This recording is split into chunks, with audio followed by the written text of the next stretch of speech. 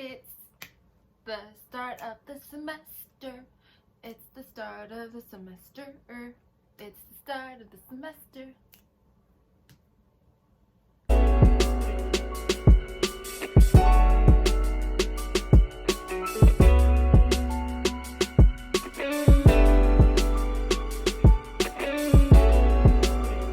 Hey guys, as you can tell, I am super excited because it is the start of the semester.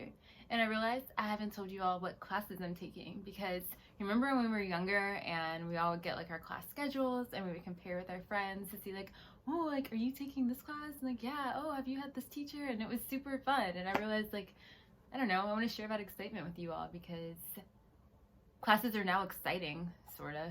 They sound exciting, but we'll get into that. And yeah, here we go. What classes is Bree taking this semester? So I always get, I don't know, I am super enthused by new beginnings and new starts because I always look at it as, you know, like a chance to reinvent myself or do, I don't know, whatever it is that a new start kind of brings on. So for me, classes starting is exciting because one, I've been out of school for a year and truthfully, I kind of like being a student. And two, these are actually classes that I'm interested in. You know, there's no like gen eds, or I'm not taking like geology or chemistry or something like that. Like I'm actually taking counseling and psychology classes that I'm interested in. So one thing that I kind of don't like about my university is just that we do have cohorts. So my cohort is full of 4 amazing women. That's including me. So 3 other amazing women who I am beginning to love dearly. And yeah, you'll meet them later. But 2 of them already have their masters and 2 of us are starting with our bachelors. So we kind of have this weird, like, we are a cohort, but you know, our tracks are slightly different because ones with masters are more advanced than us. So I don't know, classes have been interesting. We're not taking every single class together, but I do have at least one class with everyone in my cohort. And yeah, my cohort is pretty small. I mean, there's 4 of us, which truthfully I like because I get to know them better and I like all of them. So I don't know, I like us being like the 4. And you know, I feel like we're like the cheetah girls in a way because we all do have such different backgrounds that kind of brought us to the same program, and we just have our own strengths and personalities but all mesh really well together. So it's exciting, and I love being a cheetah girl, so yeah. Anyways, not what you came here for. What you came here for is to see what classes I'm taking. So I am taking career counseling, theories of counseling, multicultural counseling and psychology, doctoral practicum, sort of. I'm involved with research on my research team, and I'm also taking statistics. Yay. And is that it? Oh, no. And ethics and professional development. So what the heck do all those fancy words mean?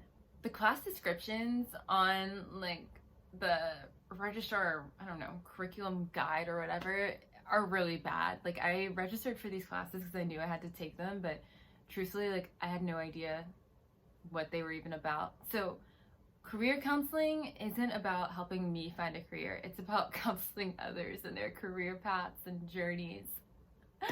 I thought it was going to be like a professional development kind of course, but no, it's not. It's not at all. It's all about being able to administer assessments, like career inventories, and personality kind of tests, and you know, what makes somebody want to work in a certain job, what makes someone a good match for a certain job, and that job a good match for a certain person, and meshing those things together. Yeah, I had no idea, but I'm enjoying it because I do enjoy kind of this consulting thing that I do on the side, and that class has been pretty chill so far. It hasn't been too much work. It's reading, but the actual class periods are fun because we do like breakout sessions and a lot of interesting questions that make us reflect on our own lives and our own careers, and especially with me wanting to do something more innovative and kind of off the beaten path for a PhD, it's interesting to see where I fit in with other people who are pursuing this thing, because I think a lot of them, want to go into research or academia or whatever it may be, and I'm like, no, I want to be a movie star. Like, so it is fun just seeing the differences. And it's made me feel more solidified in my choice of wanting to do something innovative and new and exciting. Then I'm taking theories of counseling, which I'm thankful, because the book on that class makes it more exciting than it sounds. Like, when I first heard that I'm taking theories, I was just like, yay. But the book is exciting, and the professor makes the material pretty interesting in the assignments that she provides us. And something that I'm liking about graduate school is that the assignments feel like they're actually meant to help me, rather than just keep me busy or, be something to grade. Like, they're causing me to reflect and to see how this theory is going to fit in with my future practice, and how it aligns with my values, and how I want to guide others. So I'm liking that a lot. We just we just finished the chapter on psychodynamic and psychoanalysis theory, which was really interesting. If you know anything about psychology, Freud, who came up with kind of these psychosexual stages of development, and basically says that humans are pretty evil and have really sadist ideas that can all be linked back to sexual energy.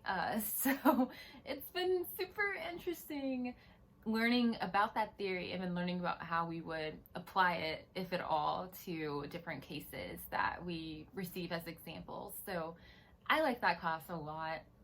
The lectures are also really short, which I like, and they complement the reading pretty well. So that course, I feel like I'm definitely learning. And another thing is that when I'm learning something in that class, I can apply it to my other classes. So that is a nice change, because I feel like, in undergrad, you're kind of just learning all these separate things, and maybe they connect, maybe they don't.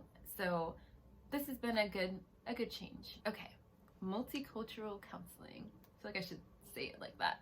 Yeah, I'm taking multicultural counseling and psychology, which is basically how to counsel everyone who's not white or male, white, male, heterosexual. The class is focused a lot on race and like racial, ethnic multiculturalism, which I appreciate. This is the class I was most excited about, because I do feel like most of my clientele will be, Black and brown people. But it has been interesting, to say the least, I guess, just the different opinions that I'm encountering in the class, and realizing, I have kind of put myself in this bubble. Like, I grew up in the South. I know racism is alive and well, and I experience it, when I leave my bubble that I've created for myself. But, on social media, I tend to follow people who pretty much agree with me in the things that I'm saying, and my family, they agree with me, and my friend groups, they agree with me. So when I'm exposed to other people who don't agree with me, I'm like, wait, what? And so it's causing me to think a lot about why I believe certain things to be true, especially around multiculturalism. So for example, it's like, why does the Black Lives Matter movement matter? Like, why is it a thing? Why do we have to say Black Lives Matter? And like, to me, I'm just like, because duh.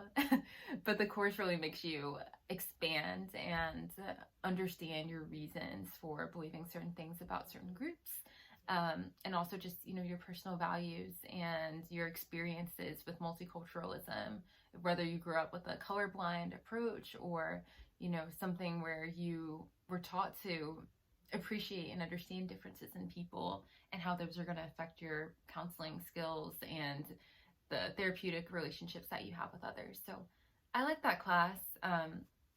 It's a little daunting, I think, when talking about counseling African Americans and Black people, because it's a touchy subject for me, and it's touchy in a way that I feel like I'm performing like a certain amount of labor that I shouldn't have to, like on discussion boards and posts. Like, I get really heated with some of the things that I read and encounter. So that class is, I don't know, it's definitely a learning experience. I'm glad that it's being taught, but it's taxing. It can just be really taxing when it's something so close to my heart. And I'm taking statistics. There's not much to say about that. Okay, so I enjoy it more than I thought I would, but I don't really like enjoy it. It's like, oh wow, like this isn't, as brutal as I thought it would be. Like on a scale of 1 to 10, I thought it was going to be an 11, and it's actually a 10. Yeah. And then there's ethics.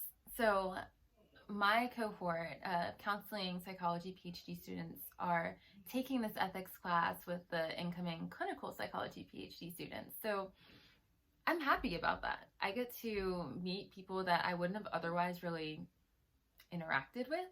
And they're super cool. And we now have like a joint group message, which I'm really enjoying. Yeah, ethics has been fun. In that class, we the professor uses the Socratic method, which makes me really nervous. Like, he'll just like cold call on you, and you have to be able to either open up the class with something that you found interesting in the readings, or, he may ask you about what you think on a certain case, kind of like what you think about applying what we've learned to an example that he provides. So it's very like on the spot, spontaneous thinking. So I really enjoy it, and I think that it is getting me more comfortable with just like expressing myself and my opinions, and just being more comfortable like speaking in front of people about things related to counseling and psychology, because while I am in school for this, I'm like so green to everything. Like I feel like I just don't know anything, and nothing's more terrifying than a professor calling on you and you're just like, I don't know. But I like that class a lot, and I'm learning so much through that. It's definitely a course that needs to be taught, and the professor teaches it very well. Those are my classes.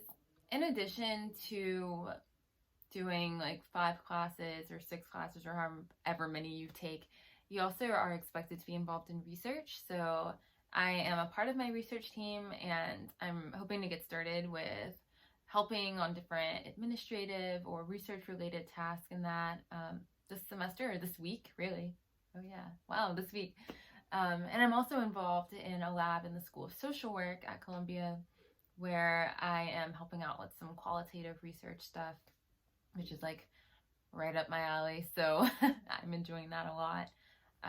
But it is a time commitment, and like, I've said before, I do work a research job part-time where I'm managing projects. So at times I feel kind of like researched out, but overall I enjoy it, and I am excited because I'm here and I'm doing the thing. Like I am fully fledged in the program, and I'm really doing it, y'all. So what classes are you taking, and what are you enjoying, and what are you not enjoying? I really like hearing about other people's experiences, especially because like, I don't know, PhD is so, it's so like specific. Like I feel like there's no other schooling like it, especially for clinical and counseling programs, where not only are you doing, your classes and research, you're also learning to be a therapist and a practitioner. So I would love to hear about your experiences and the classes that you like and dislike. I hope you enjoyed that video. Don't forget to subscribe, and I'll see you next week.